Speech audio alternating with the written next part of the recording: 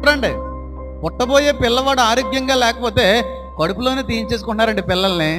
కానీ మరియమ్మ పుట్టబోయే కుమారుడు చనిపోతాడని తెలిసి కూడా జన్మనిచ్చింది. మంచిది కాదు? శిలువ మీద సొంత కుమారుడు వేలాడుతూ ఉంటే కన్నీరునే విడిచింది తప్ప మట్టిని విసరలేదండి ఎవరి మీదకని. ఏ శాపలో కూడా పెట్టలేదండి మహాతల్లి ఆవిడి.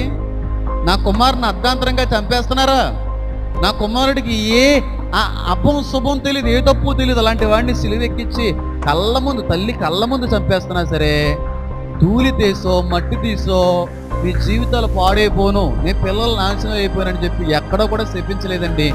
కన్నీరు విడుస్తూ మిగిలిపోయింది ఆ తల్లి. మరి మంచిది కాదా? కళ్ళ ముందు కుమారుడిని చంపుతున్నా, తప్పు లేకపోయినా సరే కుమారుని శిక్షిస్తున్నా, పల్లెత్తి మాట అనలేదు. మన పిల్లలు తప్పు అయినా సరే, బాగా చదవకపోయినా, హోంవర్క్ రాయిపోయినా,